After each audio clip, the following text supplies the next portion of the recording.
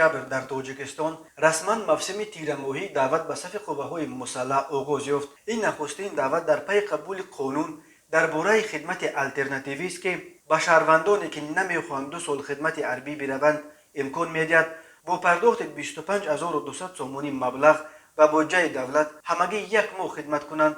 دعوت تیرماهی 2 ماه از 1 اکتبر تا 30 نوامبر دوام میکند، ولی شهرداری اصفهان خبر داد که جماعت چارکو و واروخ که 2 نقطه داغ اساسی در مرز تاجیکستان با قرقیزستان به شمار میروند، علیه صبح 1 اکتبر نقشه دعوت به صف ارتش را با موفقیت اجرا کردند. زبیدالله شومادوف سخنگوی شهرداری اصفهان با نشر 59 عکس خبر داد که نورسان از چارکو و واروخ را با برگزاری 2 مراسم متنتم با اشتراک شهرداری اصفهان بهاءالدین بهادرزاده به خدمت گسیل کردند. پرزیدنت تاجیکستان امامعلی رحمان هنوز روز 2 سپتامبر فرمان درباره دعوت تیرماهی را امضا کرد.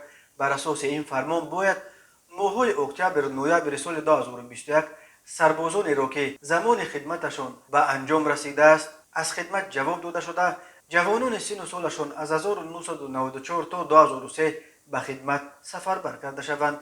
از وزارت فرهنگ، کمیته جوانان و کمیته تلویزیون و رادیو خواسته شده بود که آمادگی و رفت دعوت شهروندان را به خدمت حربی به طور وسیع انعکاس نموده، خدمت حربی را در قوه‌های مسلح جمهوری تاجیکستان همچون وظیفه مقدس هر یک شهروند جمهوری تاجیکستان ترغیب نمایند. دعوت به صف قوه‌های مسلح تاجیکستان هر سال 2 مرتبه، بهار در ماه‌های اپریل و مای و تیرماه در ماه‌های اکتبر و نوامبر صورت می‌گیرد.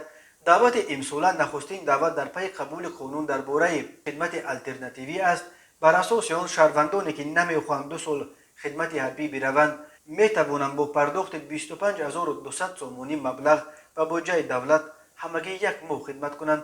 بسیاری‌ها امیدوارند که این قانون زمینه را از زیر پای کروپسیا در ساختارهای کمیساریات‌های حربی زده به تجربه بدنام شده ابله و نقطه می‌گذارد. فعالان جامعه شهروندی از رهبران تاجیکستان چندین بار دعوت کرده بودند که به این تجربه ابله و که ابروی دولت را می‌ریزاند نقطه گذارند.